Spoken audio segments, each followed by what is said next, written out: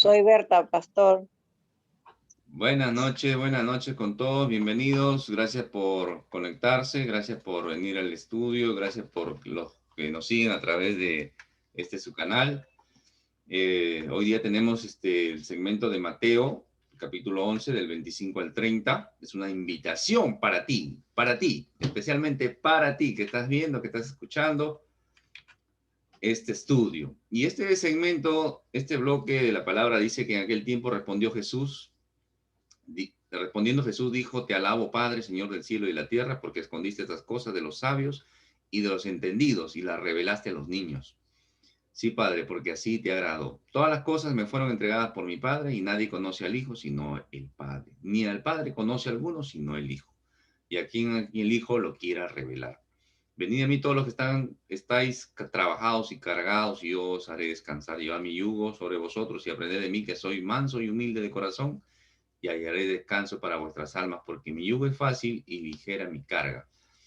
Si lo leemos de repente de corrido, podríamos pasar mucho sin comprender. Así que por eso estamos acá, para estudiar la palabra. Y vamos a tomar el primer versículo, la primera parte del versículo. Cuando encuentren una referencia de esta manera, como lo he puesto acá, Mateo 11, de 25a, quiere decir que he tomado la primera parte, ¿no? 25b será la parte que continúa, ¿no? Hay versículos que se pueden dividir en dos: A, B, C, hasta D se puede dividir, ¿de acuerdo? Así que el Señor viene de llamarle la atención a los que critican, ¿no? A los que critican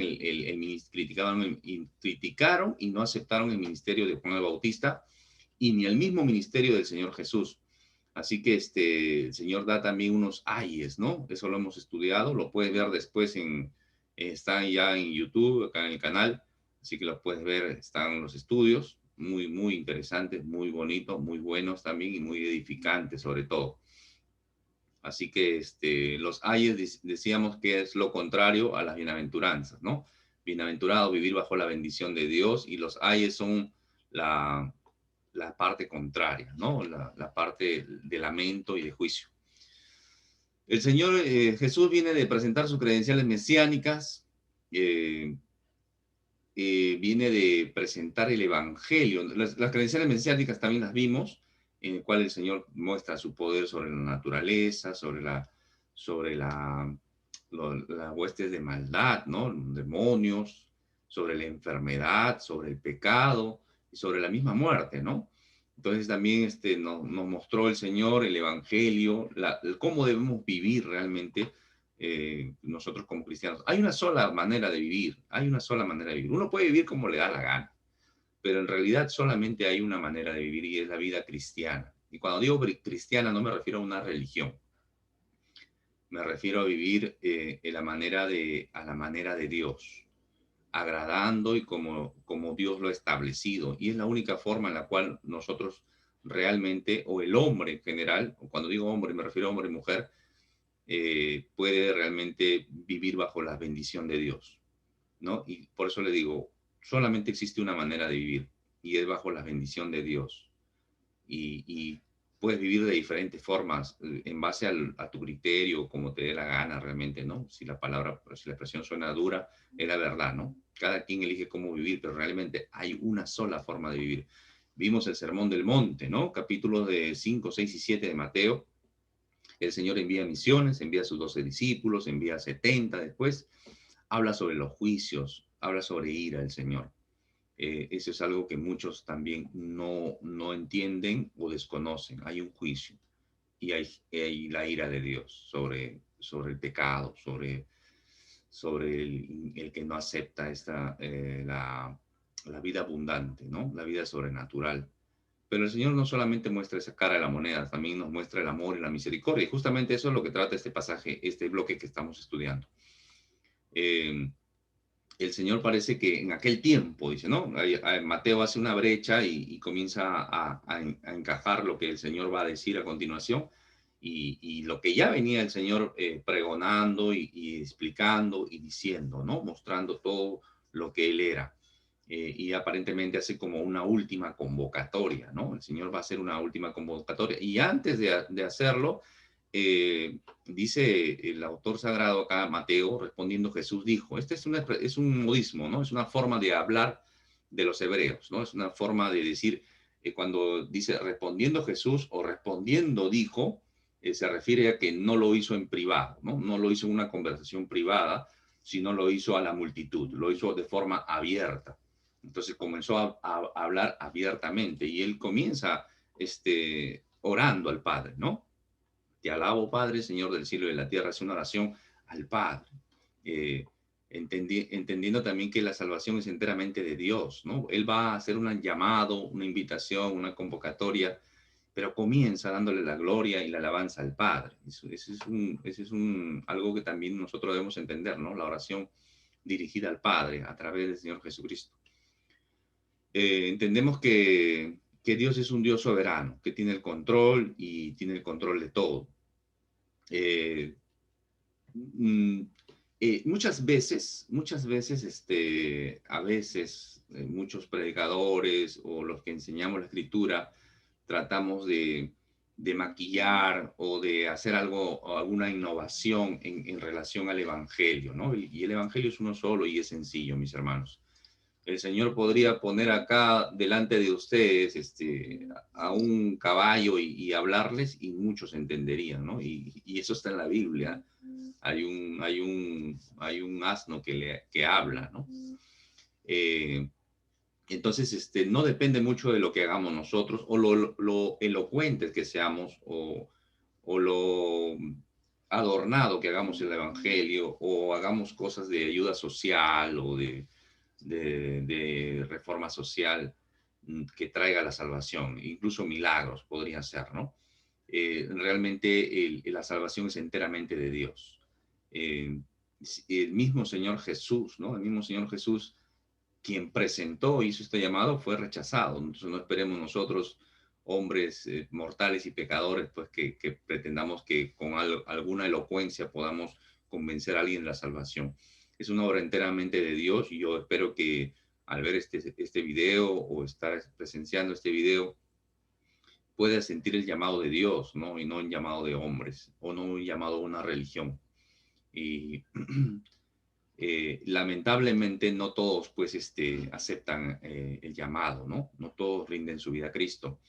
Y eso pues en el mismo ministerio del Señor Jesús no demuestra el fracaso de él, ¿no? Ni de los predicadores o los que enseñamos la escritura o predicamos el evangelio. La buena noticia, evangelio significa buena noticia. La buena noticia es que Cristo murió en una cruz, venció la muerte, resucitó para darnos vida eterna a nosotros, ¿no? La salvación es gratis para nosotros. No hay que hacer nada, no hay que pertenecer a una religión. Y realmente eso no, cuando alguien rechaza el evangelio, no muestra el fracaso del predicador o del mismo Dios o del mismo Jesús, ¿no? Sino realmente el fracaso es de la misma persona, ¿no? El fracaso es de la misma persona que no reconoce a Dios, no reconoce al Señor y se pierde, ¿no? Se pierde. Y es lo que vamos a entender un poquito hoy. Entender también que la alabanza es a Dios, ¿no? De forma integral, con nuestras vidas. La alabanza no solamente es cantar o escuchar música cristiana, no, no. La alabanza es integral con nuestras vidas, nuestro testimonio, nuestra manera de vivir, nuestra manera de hablar, de expresarnos, de conducirnos. Es un todo y es parte de nuestra adoración y de nuestra vida cristiana. Nosotros, ¿qué necesitamos? Entonces nosotros, si no podemos hacer algo extravagante o mejorar el evangelio, la buena noticia, para traer a más a salvación a través del Señor Jesucristo, ¿qué podemos hacer? No, en realidad no podemos hacer nada, solamente lo único que nos llama o nos dice la Escritura es que seamos hallados fieles, que seamos hallados fieles, que seamos hallados fieles en nuestras vidas, nuestro testimonio, nuestra manera de conducirnos, como ya lo dije. Entonces, a continuación vamos a ver la invitación a la salvación. Ese es el versículo 25b hasta el 26, porque escondiste estas cosas de los sabios y de los entendidos y las revelaste a los niños. Sí, Padre, porque así te agradó. Esto de esconder es interesante porque no se observa por inteligencia o por sabiduría por filosofía o por religión, ¿no? Es interesante, ¿no? No alcanzamos a comprender a Dios. Para alcanzar la salvación no lo podemos hacer con forma, inteligencia, filosofía o religión humana, no lo podemos hacer. Se alcanza solamente por la humildad. Entonces, la primera consideración que podemos tener para alcanzar la salvación es ser humildes, ser humildes. Por eso que la primera bienaventuranza es bienaventurados los pobres en espíritu, porque ellos se reino de los cielos. Si yo soy orgulloso, soy autosuficiente, o puesto mis esperanzas en las cosas terrenales, mi corazón está apartado de Dios, está muy, muy lejos de Dios. Lo que necesito es humildad. ¿Qué cosas? Cuando dice estas cosas, dice, ¿qué cosas? Las cosas que el Señor ya venía diciendo, ¿no? Su señorío. Jesucristo es Señor. Él es el Señor, ¿de acuerdo? Nadie hace Señor a Jesucristo. O aceptas o te rindes al señorío de Cristo. No lo podemos hacer Señor porque Él es Señor. Él es soberano, Él es el Mesías. La salvación viene a través de Él. Él murió en una cruz. Nadie más murió en una cruz. Por eso que en Apocalipsis, cuando llama, en Apocalipsis 5, ¿quién es digno de abrir el rollo? ¿No? No había nadie, no había nadie. Ahí no sale Moisés, no sale Abraham, no sale María, no sale José, no sale nadie de ellos. El único digno de abrir el rollo es el Cordero inmolado, el león, cordero, el león de la tribu de Judá, que es el Señor Jesucristo. Él pagó en aquella cruz. Él es el único redentor. Por eso que el único mediador entre Dios y los hombres es Jesucristo. Todo eso está, todo lo que acabo de mencionar está en la Biblia, está en la Escritura. En Hechos 1:13, el Señor les va a hablar de la salvación, les va a hablar del reino. O sea, el Señor resucitado, ya estamos en Hechos 1:3, ¿ah? El Señor ya resucitado antes de ascender, dice que a quienes también después de haber padecido se presentó vivo con muchas pruebas indubitables, apareciéndose durante 40 días y hablándoles acerca del reino de Dios. O sea, el Señor no les habló de la cruz, no les habló del futuro, no les habló de todo, les habló del reino de Dios. ¿Qué quiere decir eso? Muchas personas esperan morir para ir al reino de Dios y eso no es así. Uno le rinde su vida a Cristo acá en esta tierra y comienza a vivir en el reino de Dios. Es como si automáticamente uno adquiriera un DNI celestial, ¿no? Un carnet celestial. Es la forma, y uno comienza a vivir en el reino de Dios acá en esta tierra, en este mundo caído, pervertido de sensualidad, de pornografía, de todos los placeres mundanos que uno puede imaginarse, comienza a vivir en el reino acá. Uno es un representante del reino. Por eso que la palabra dice que el creyente es un peregrino, es un extranjero y un peregrino. Un extranjero porque ya no pertenecemos a esta tierra. Estamos acá, tenemos nuestra familia, por supuesto. Nos identificamos, nos sentimos orgullosos. Pues no, me siento orgulloso de haber nacido en esta hermosa tierra del sol, ¿no? Pero ya no puedo yo pelearme por fronteras, por nacionalidades, porque mi ciudadanía es celestial. ¿Qué hice yo para obtener esa ciudadanía celestial? Me rendí al señorío de Cristo, me arrepentí.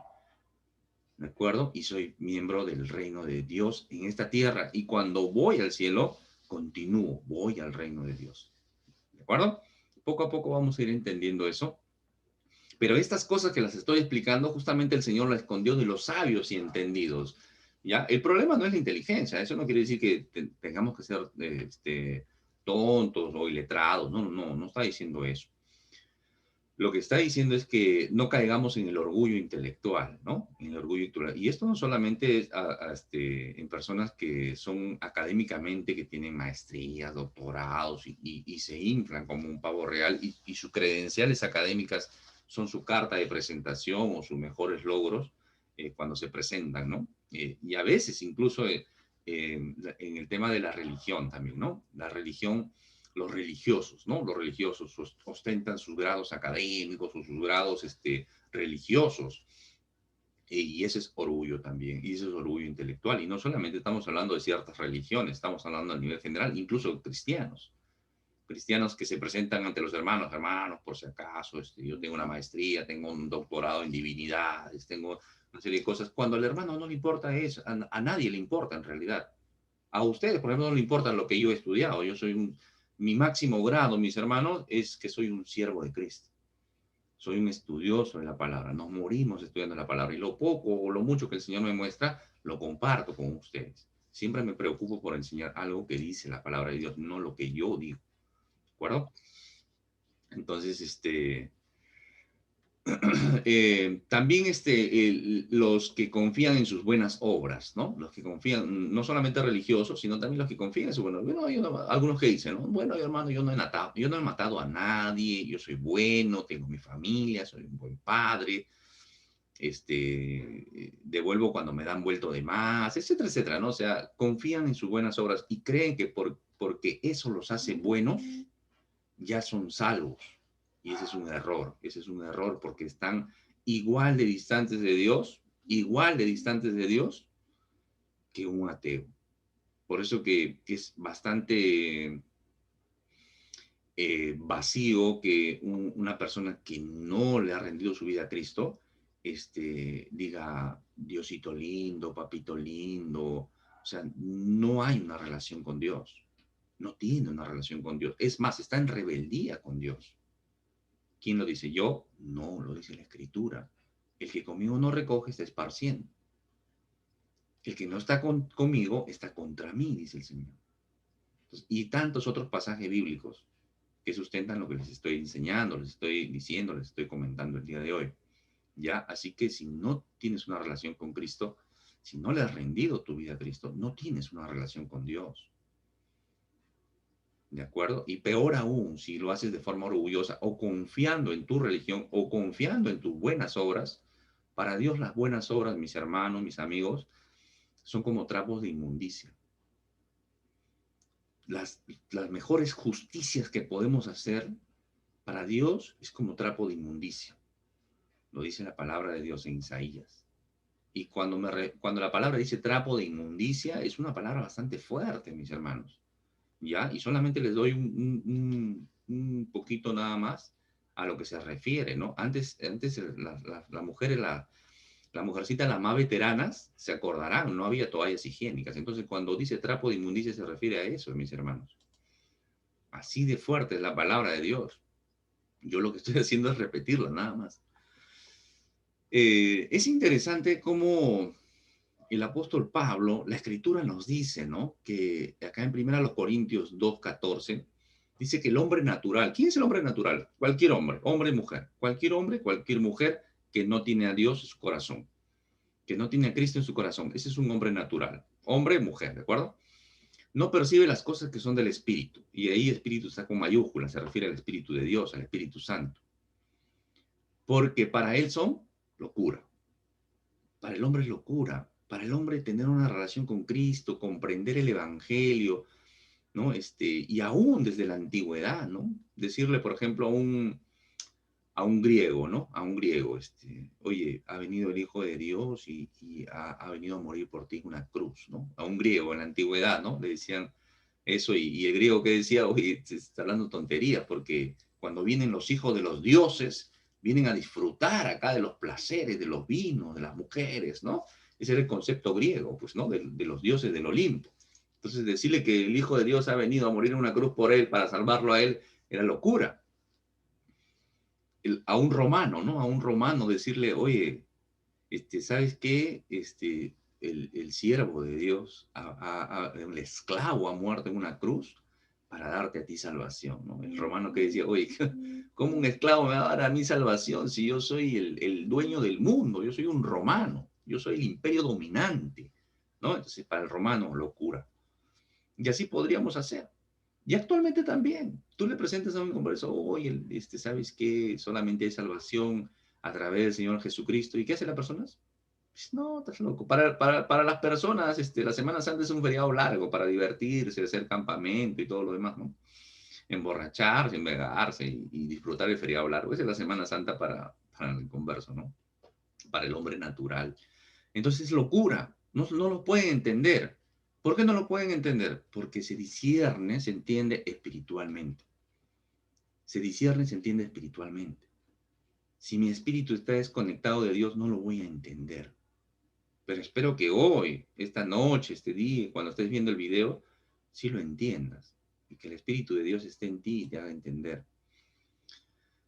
Por eso que Juan, el Evangelio según San Juan, capítulo 12, 37, 40, dice, pero a pesar de que había hecho tantas señales delante de ellos, no creían en él, para que se cumpliese la palabra del profeta Isaías, que dijo, Señor, ¿quién ha creído nuestro anuncio? ¿A quién se ha revelado el brazo del Señor?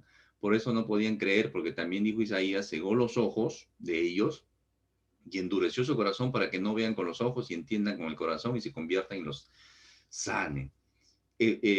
Acá está haciendo referencia a algo que dijo el profeta Isaías, ¿no? Que había sido endurecido. Oyen la palabra de Dios, pero no la aceptan. Oyen, pero continúan su vida igual. No ha habido una transformación, porque esa transformación se da solamente a través del Espíritu Santo.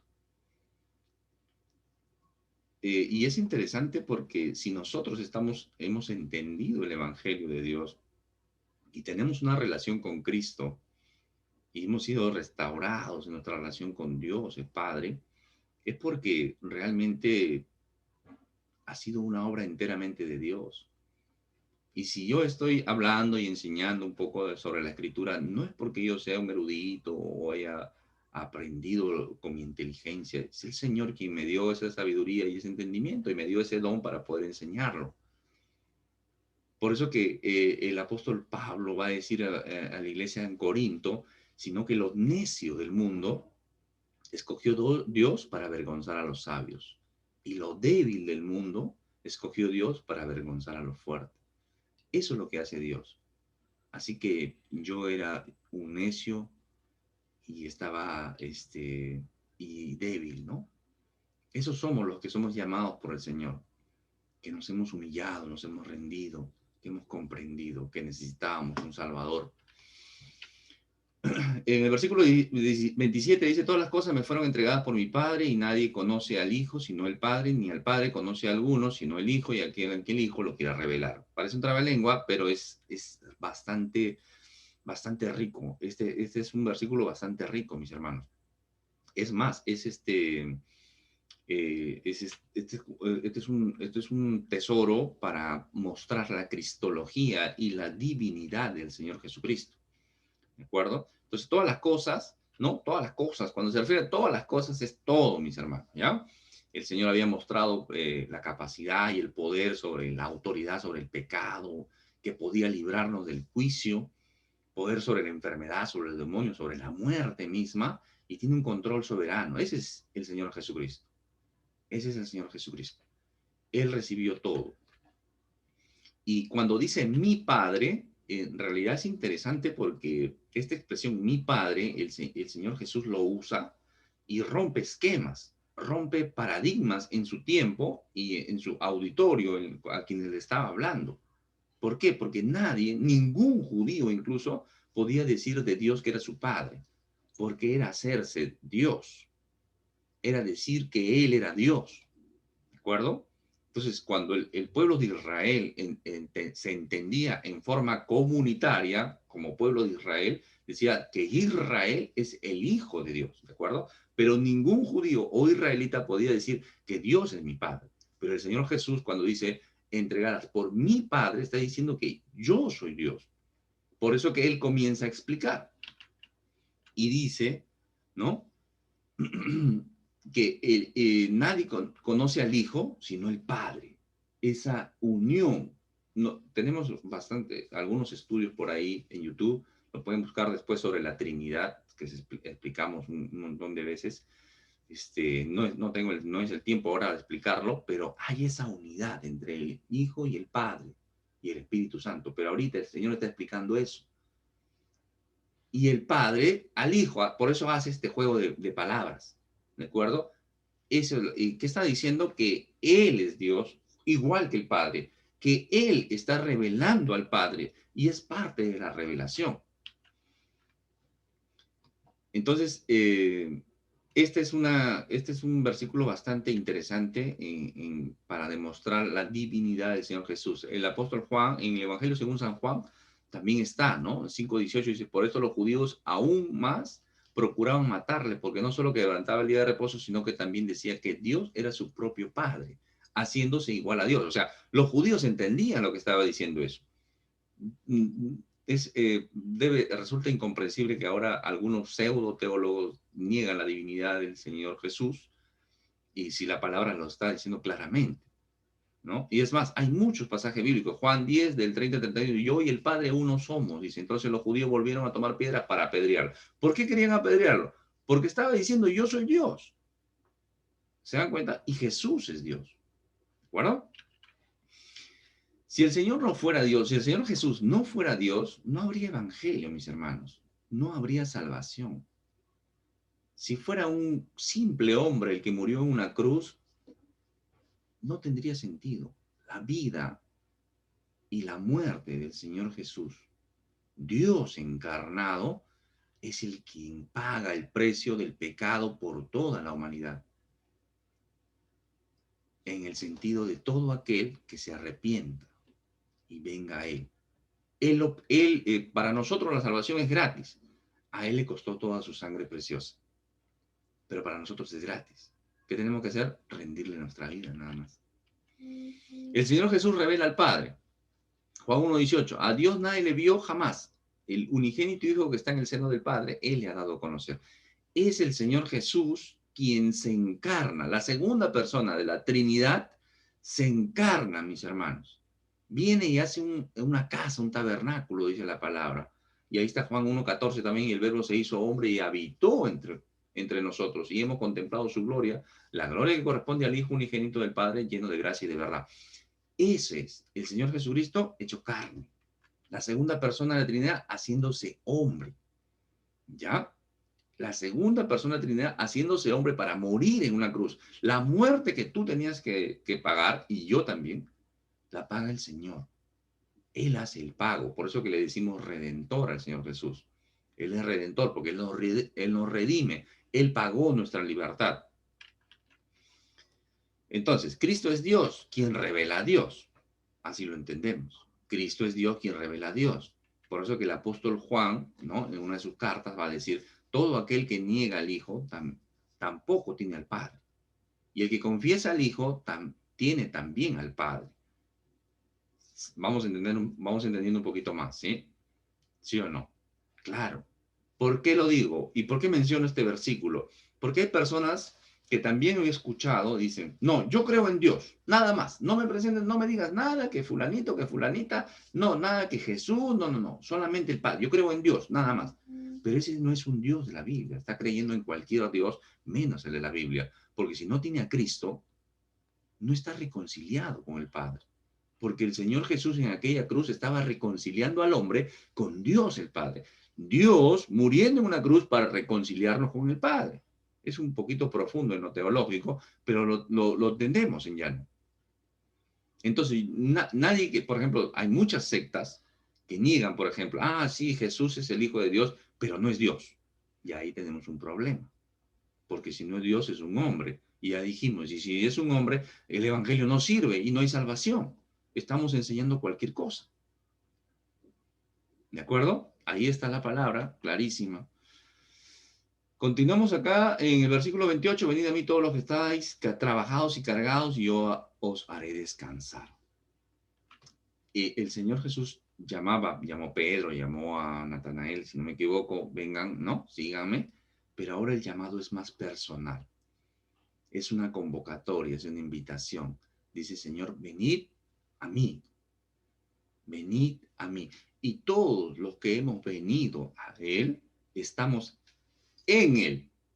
Estamos en Cristo. Todo el que viene al Señor Jesús está en Cristo.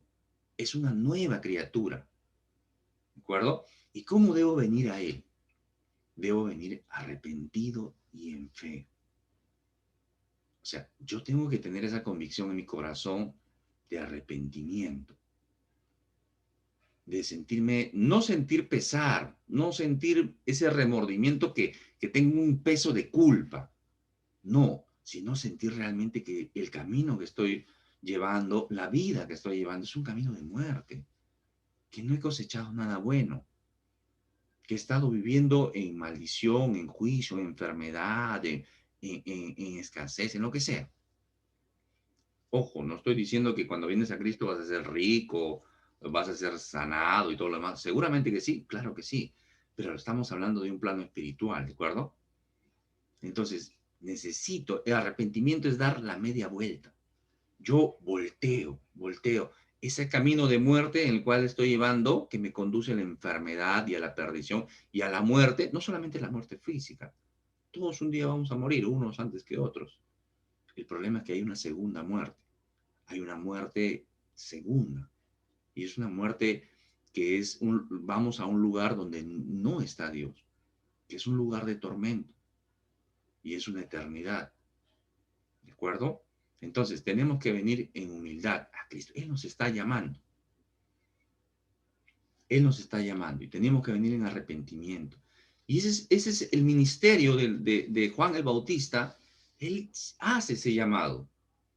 ¿Qué dice? Y diciendo, arrepentidos porque el reino de los cielos se ha acercado. Juan el Bautista diciendo, arrepentidos. El mismo Señor Jesús también. Por supuesto que sí. Desde entonces comenzó Jesús a predicar y a decir, arrepentidos. Arrepentidos. Continúa la escritura, el apóstol Pedro también lo dice. Hechos 2:38, Pedro les dijo, arrepentíos. En Hechos 3:19, así que arrepentíos y convertíos. Sigue el apóstol Pedro, para que sean borrados vuestros pecados, para que venga de la presencia del Señor tiempo de refrigerio.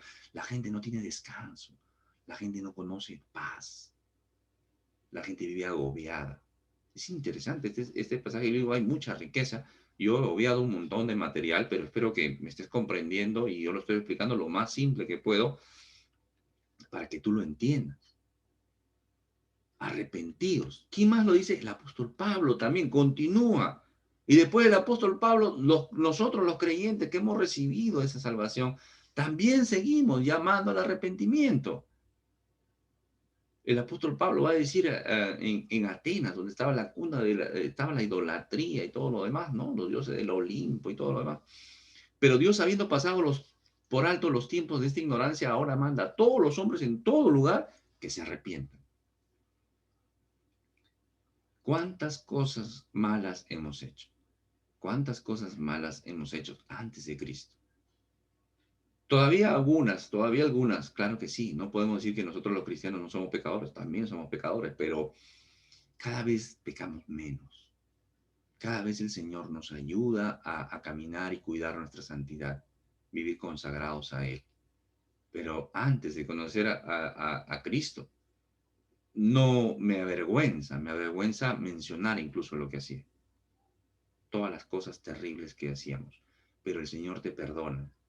Tú puedes incluso haber sido un asesino, puedes haber cometido diferentes cosas, no sé, abortos, todo lo peor que puedas haber hecho. Pero si te arrepientes, el Señor te perdona y te hace una nueva criatura. Hechos 20:21 dice el apóstol Pablo, testificando a judíos y a gentiles acerca del arrepentimiento para con Dios y de la fe en nuestro Señor Jesucristo. Arrepentimiento y fe. Segundo Timoteo 2:25, que con mansedumbre corrija a los que se oponen, para que si quizá Dios les conceda que se arrepientan para conocer la verdad. Por eso que no es una obra mía. Si tu salvación, no eres creyente y me estás escuchando, si la salvación dependiera de mí, yo no podría dormir. Estaría muy preocupado por no haberte de repente presentado bien el Evangelio y tú no hayas creído. Pero no depende de mí, depende de Dios. Pero el arrepentimiento está ligado a la fe, está amarrado y esa es tu responsabilidad.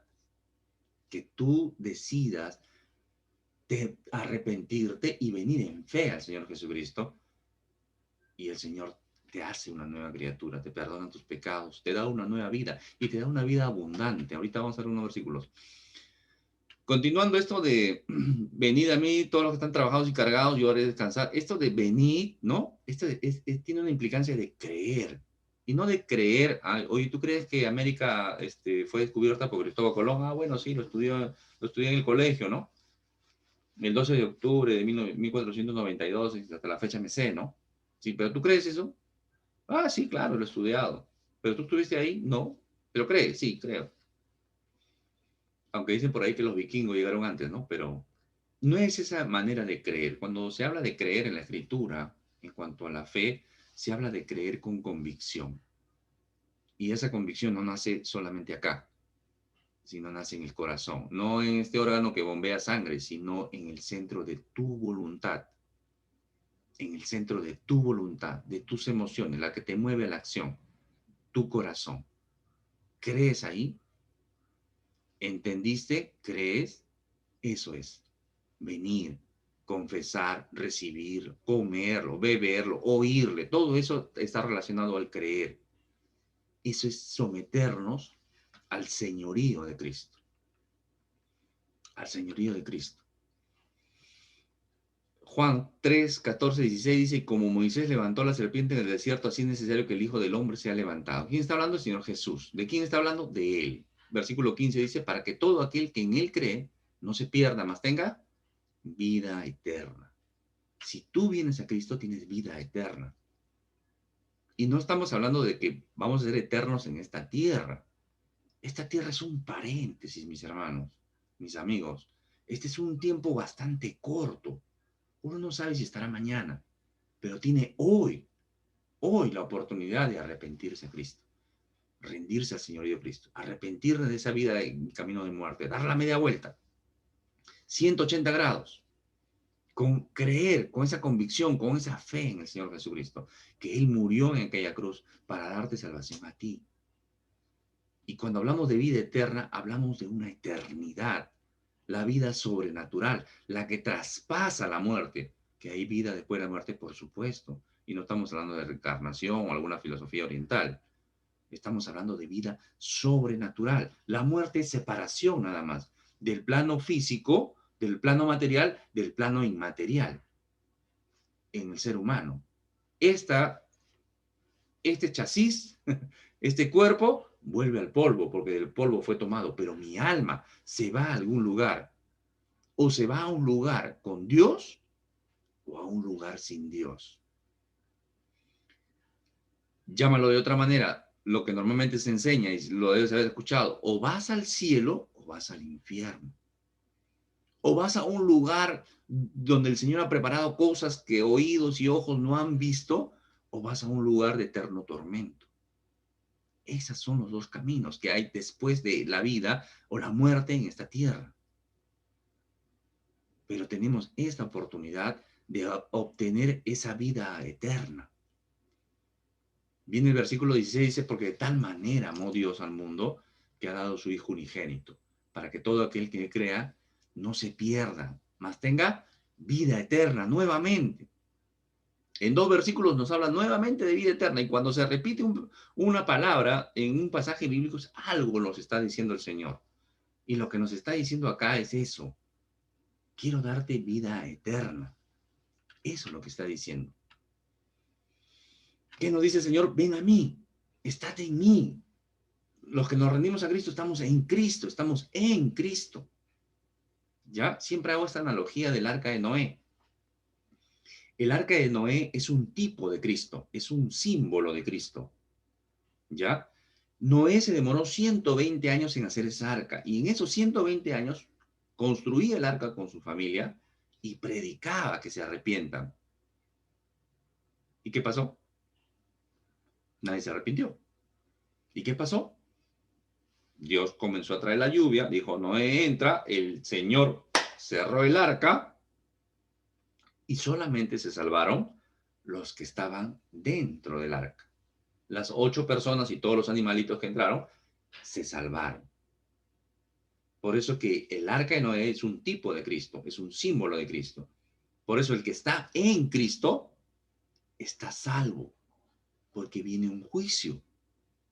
Viene un juicio, los famosos juicios final, el día del juicio, el día del Señor.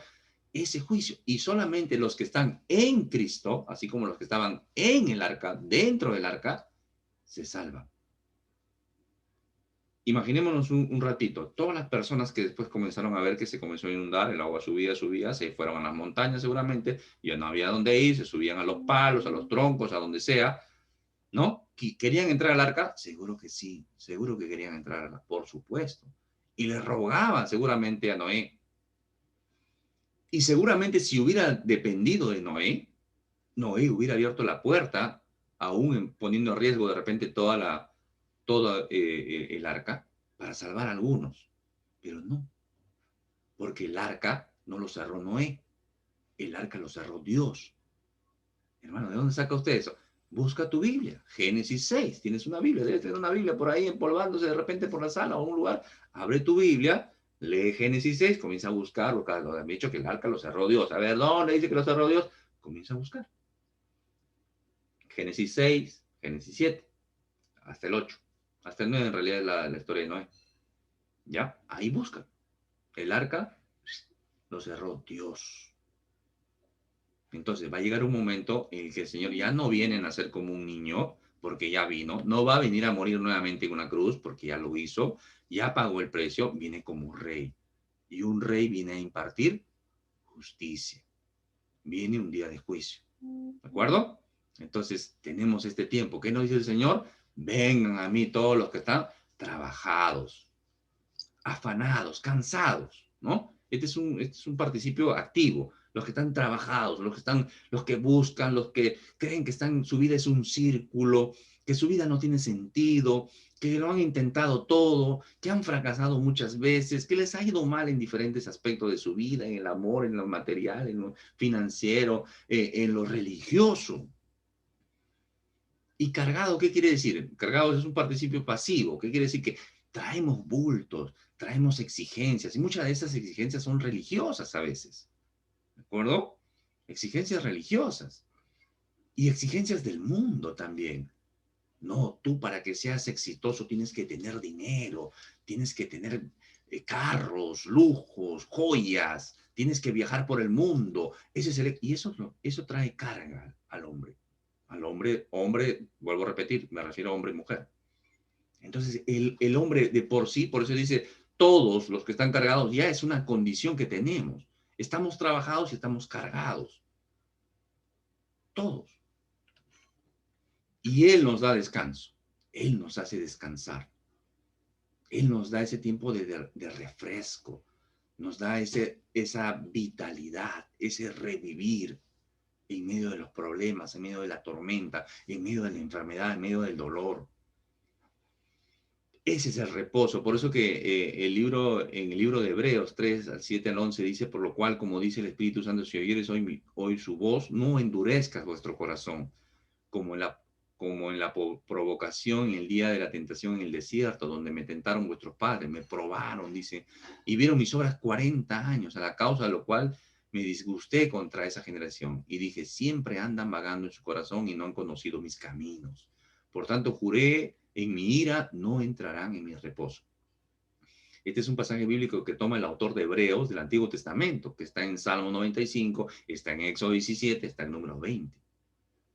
Y entendemos como reposo, entendemos el reposo que entendía el pueblo que estaba vagando en el desierto, que por desobedientes, por no creer la palabra de Dios, por no rendir su vida a la guía de Dios, ellos comenzaron a vagar. ¿Y qué dice Dios? No dejé de entrar en mi reposo. No entraron. Toda esa generación murió regada en el desierto. No entraron. Solamente entraron dos de esa generación, Josué y Caleb. Entonces, esa palabra se toma ahora en contexto nuestro y el Señor nos está ofreciendo ese reposo. Tú estás trabajado, estás agobiado, estás cargado, estás extenuado de esa vida miserable que vivimos apartados de Dios. Por eso yo decía, la única manera de vivir es a la manera de Dios, es la vida cristiana. Si no, estamos perdidos, estamos vacíos. Podemos tenerlo todo y tenemos un vacío en nuestro interior. Lo que en filosofía, ¿no? Vamos a entender como el vacío existencial. ¿Para qué estoy acá en la tierra? ¿Por qué he nacido? ¿Para qué he nacido? Yo no he pedido nacer. He venido a sufrir nomás en este mundo, en este valle de lágrimas. La vida es fatal. No tiene sentido tu vida, pero estás en la tierra con un propósito. Dios tiene un propósito para tu vida. Y nunca es tarde. No, eso de repente de más joven, cuando he sido más muchacho, ya los años han pasado sobre mí.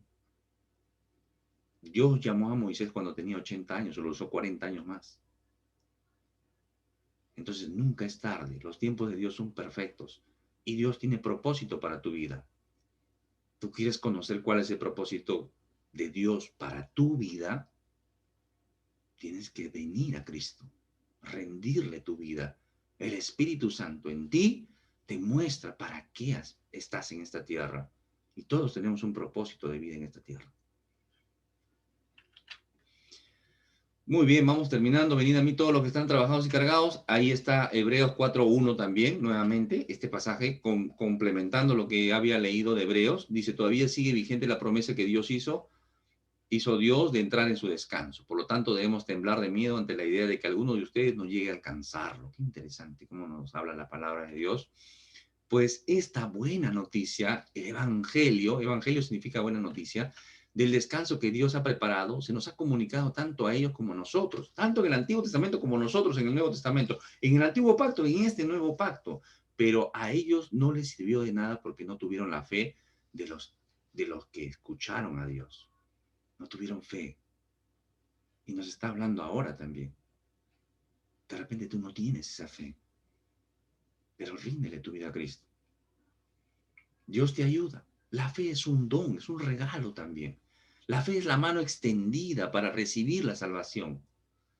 Continúo, pues solo los que creemos podemos entrar en su descanso. En cuanto a los demás, dijo Dios, en mi enojo juré, ellos nunca entrarán en mi lugar de descanso. Y si bien ese descanso está preparado desde que Él hizo el mundo, Dios no ha preparado el lago de fuego, el infierno, la segunda muerte para el hombre. El hombre elige ir a ese lugar. Ese lugar fue preparado para el diablo y sus demonios.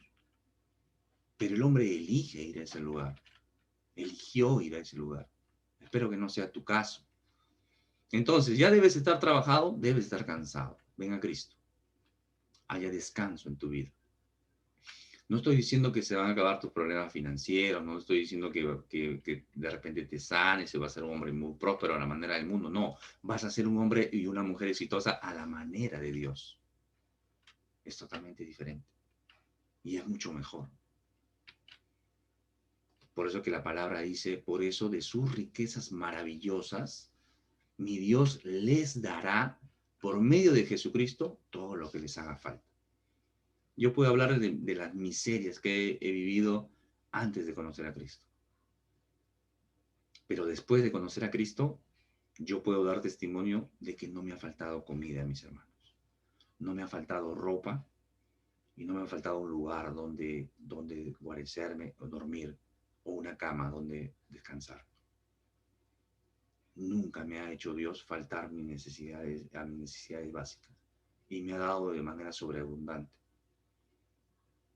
He pasado carencias, no soy pudiente, no soy clase A, no soy clase B, pero soy rico en Cristo. Lo tengo todo en Cristo. Tengo amor en mi corazón. Tengo paz. Y tengo muchos problemas, pero tengo paz. Tengo gozo. Tengo amor en mi corazón. Y soy diferente. Y soy una nueva criatura. Y busco consagrar mi vida en todo a Cristo. Le sirvo de esta manera a Dios en gratitud porque no tengo nada que darle. Solamente mi vida rendida en adoración. No tengo nada que darle, todo lo he recibido de Él. Solamente mi vida rendida en adoración, en servicio a Dios. Y por eso que hago esto. Y por eso que me gustaría que tú lo conozcas. Y que vengas a Cristo. Que le rindas tu vida a Cristo. ¿Y qué debo hacer? ¿Qué necesito hacer? ¿Tengo que estar en una religión? No. Tú y el Señor en la intimidad de tu habitación, converse, dile, he entendido que Cristo murió por mí en una cruz. Que realmente si hubiera sido el único ser humano por el cual hubiera tenido que venir a morir en una cruz, lo hubiera hecho igual. Que murió por mí.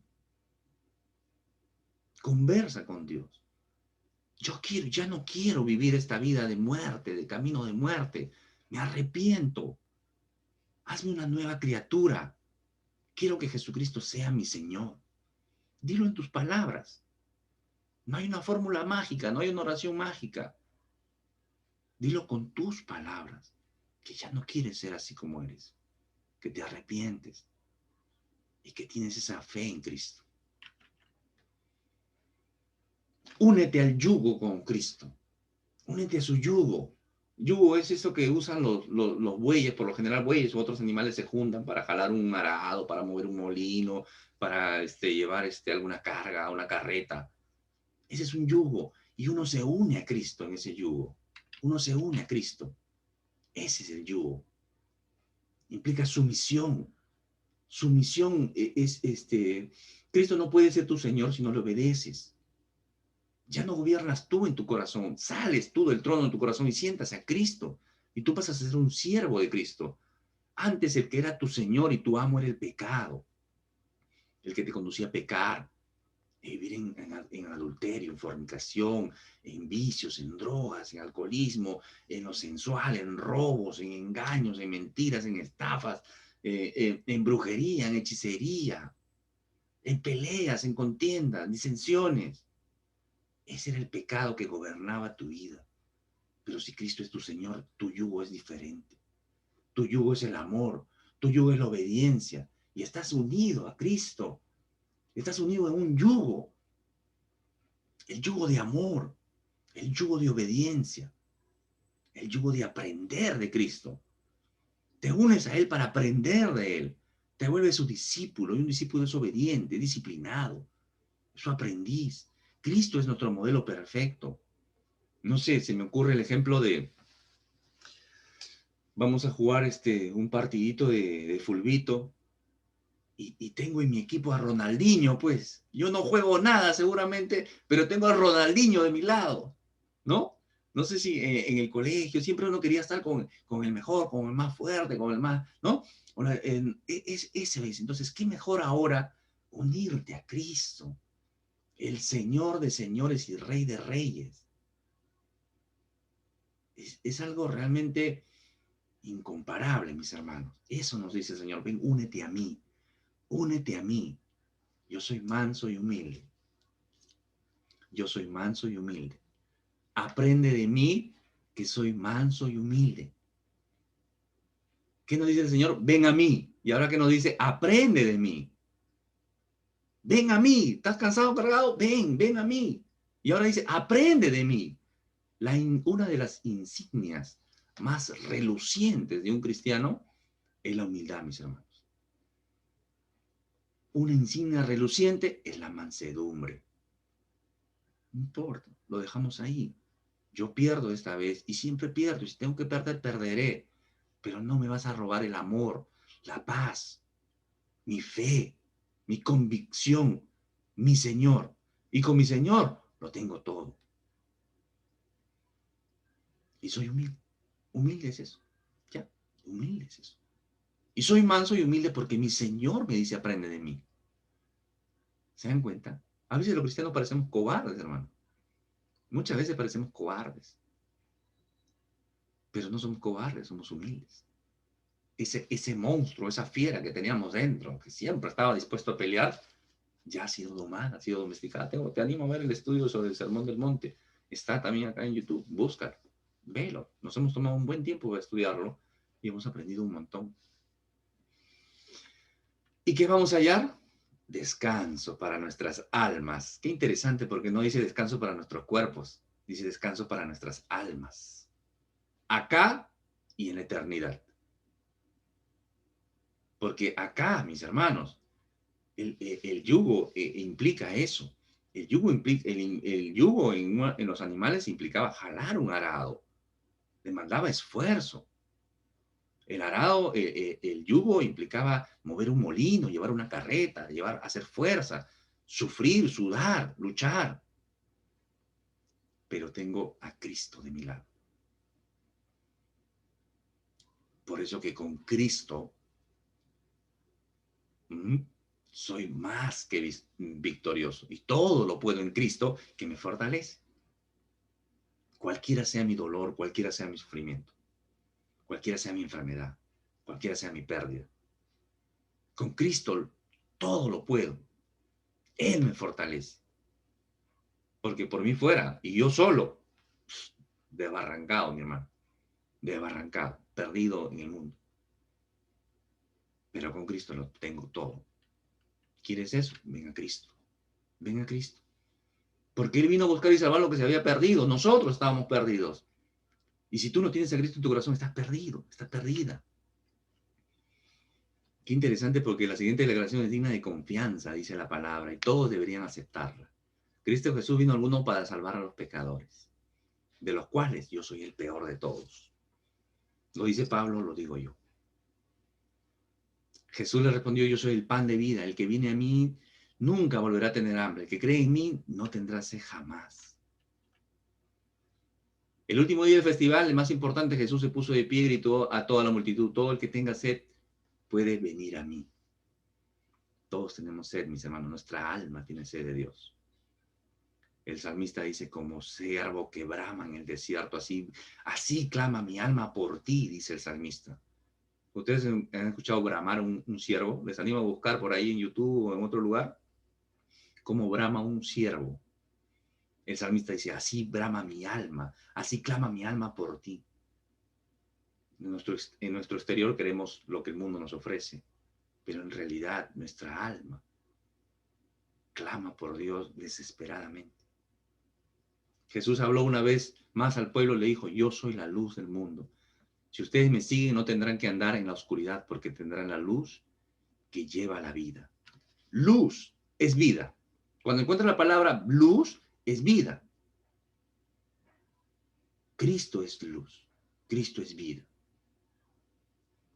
Y en ninguno, miren qué interesante, porque Juan 11:25 dice: Jesús le dijo: yo soy la resurrección y la vida. El que cree en mí vivirá aún después de haber muerto. Espero que con esto ya complemente lo que estoy diciendo. ¿Qué quiere decir? Que a mí me pueden matar, lo que sea, pueden hacer conmigo. Y mi temor no está en el que mata el cuerpo, sino en el que mata el cuerpo y el alma en el infierno. Y ese es el mismo Dios. Pero Cristo dice: yo soy la resurrección y la vida. Y así estás muerto, vivirás. Esa es la vida eterna, mis hermanos. Un día vamos a morir, ya sea por un virus, por un accidente, por lo que sea, por alguna enfermedad, no, por lo que sea, unos antes que otros. Pero si estás en Cristo, vivirás aún después de estar muerto. No en ningún otro hay salvación, porque no hay otro nombre dado bajo el cielo, dado a los hombres, en que podamos ser salvos, dice la palabra. Muy bien, amados hermanos, amigos, espero que esta palabra haya calado no solamente sus mentes, sino también sus corazones. Los que recién están viendo este mensaje, tienen la oportunidad en esta vida hoy de arrepentirse, venir a Cristo. Romanos 10:9 dice que si confiesas con tu boca que Jesucristo es el Señor, y que crees en tu corazón que Dios lo levantó de entre los muertos, serás salvo. Ese es el llamado. Ríndele tu vida a Cristo, ven a Cristo, deja que Él te haga una nueva criatura, que transforme tu vida. Dios le bendiga. Fue con ustedes Jorge Ocampo, siervo del Señor Jesucristo.